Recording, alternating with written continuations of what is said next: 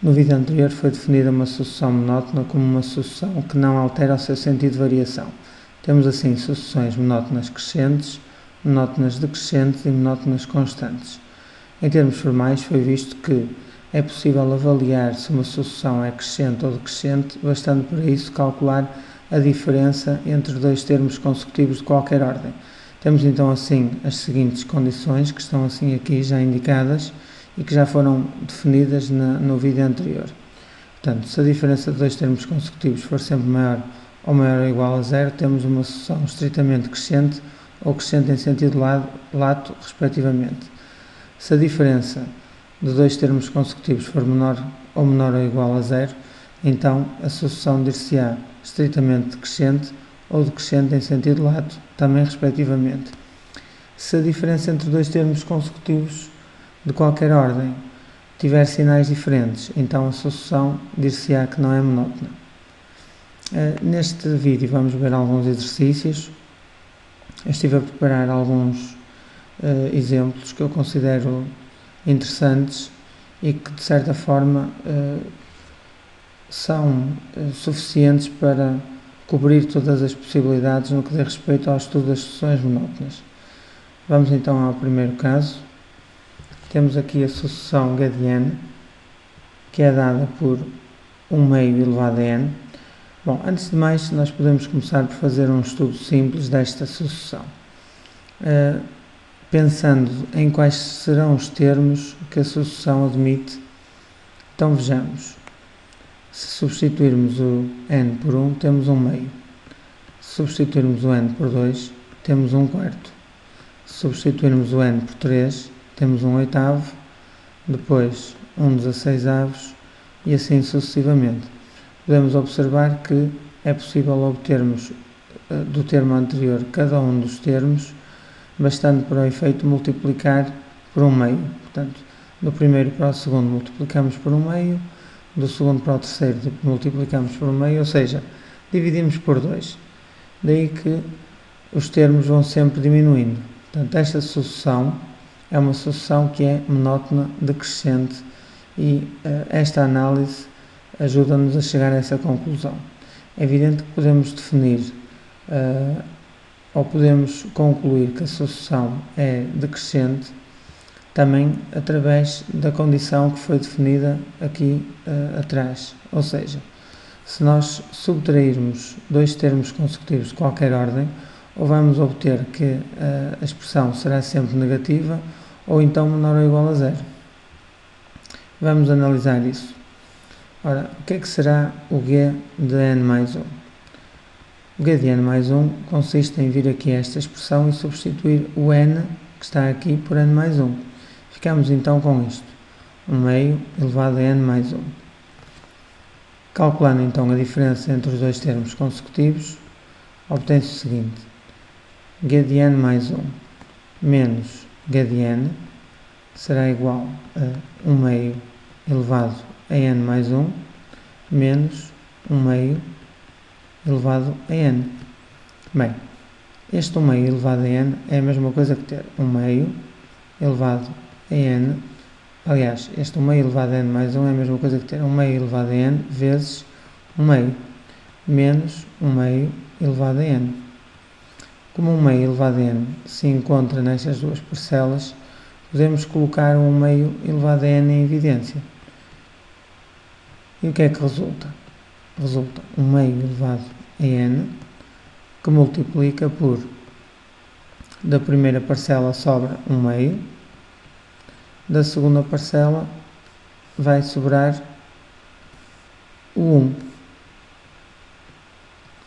Obtém-se então 1 meio elevado a n vezes menos 1 meio. Então, observe-se o seguinte: todos estes termos são sempre positivos, porque nós, ao fim e ao cabo, pegamos no valor 1 meio e fomos sucessivamente dividindo por 2. Ao dividir um número positivo por 2, obtém-se sempre um número positivo. Portanto, esta expressão que está aqui, 1 meio elevado a n, vai ser sempre maior do que zero, independentemente do valor de n. Por outro lado, esta expressão é menor do que zero. Então, o produto de dois números de sinais contrários vai dar sempre menor do que zero. Conclui-se então que esta sucessão é monótona decrescente, uma vez que o sinal que a diferença de dois termos consecutivos toma será sempre negativo, independentemente do valor de n considerado. Podemos também fazer uma análise disto utilizando a calculadora gráfica. Vamos ver. Para fazer o estudo na calculadora gráfica, em primeiro lugar, será necessário, aqui no menu da calculadora, escolher o menu que diz Recursion, ou seja, isto tem a ver com as sucessões. Então, vamos introduzir esse menu e no menu de recursão vamos definir a nossa expressão analítica. Neste caso é 1 meio elevado a n. Então, escrevemos 0.5 elevado a n. O n está aqui definido no F1. E agora, aqui onde diz set, vamos definir quantos termos é que queremos observar. 10 termos parecem bem. E agora vamos definir a tabela, ou seja, temos aqui os termos que vamos obter consecutivamente na calculadora. Podemos observar que à medida que vamos aumentando o nosso valor de n, o resultado, o valor do termo, vai diminuindo significativamente. Repare-se que isto tem sempre um número destes valores que estamos aqui a encontrar, estão cada vez mais próximos do zero. Bom, podemos observar também graficamente a sucessão. Para tal, vamos aqui onde diz gráfico de pontos. Podemos também ver o gráfico com os pontos ligados entre si, mas neste caso, como estamos a analisar uma sucessão, é mais interessante ver os pontos isolados. Como é evidente, nesta janela não se consegue observar muito bem. Vamos então alterar os valores da janela. Entre menos 1 e 10 o x pode variar assim, o y talvez entre 0 e 1.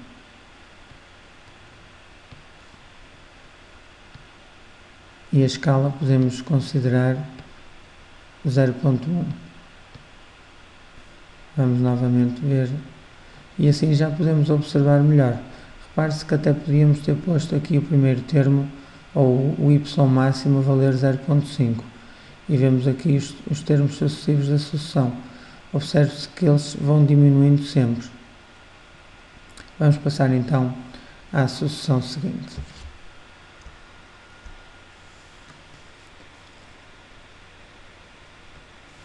Neste caso temos uma sucessão cuja expressão é quadrática.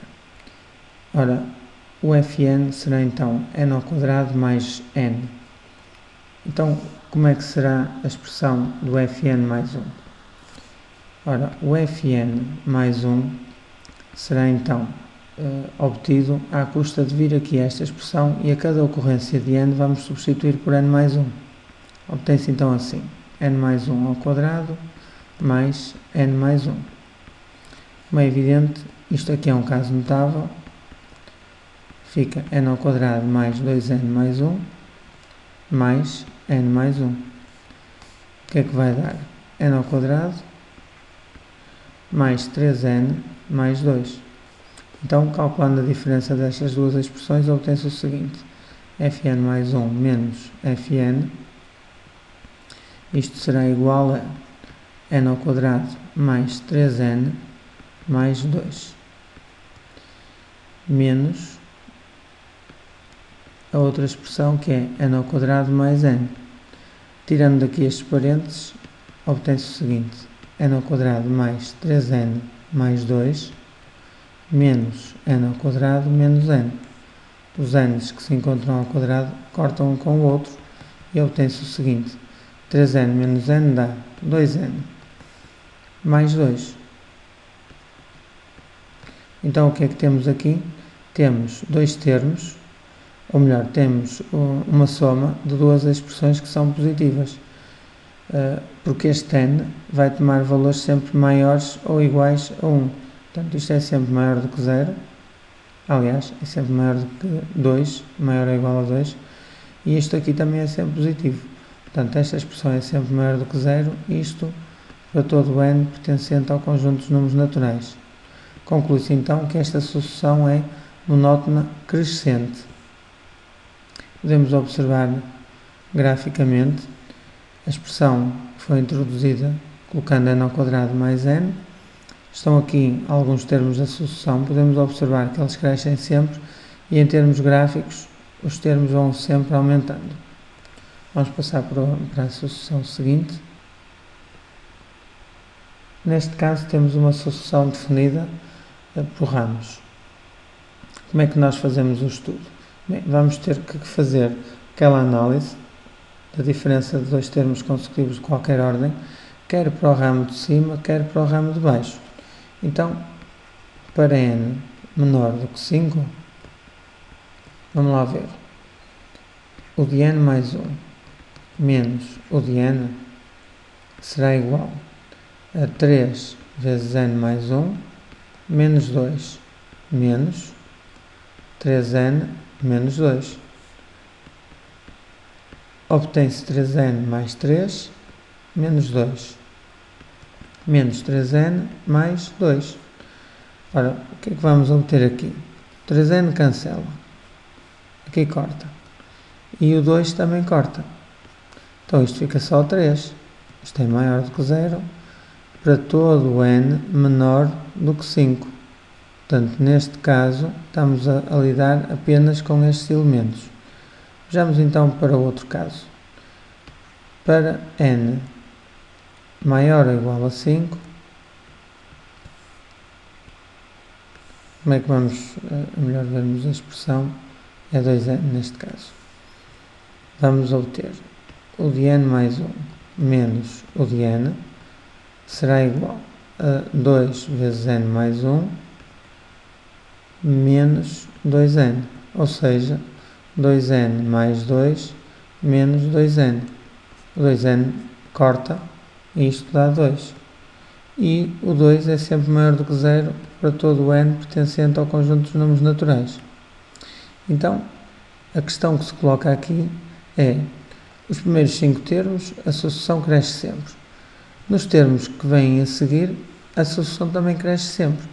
A única questão que se coloca aqui é o que é que acontecerá na transição de um ramo para o outro. Ou seja, será que nós temos uma sucessão que cresce até ao quinto termo, não é?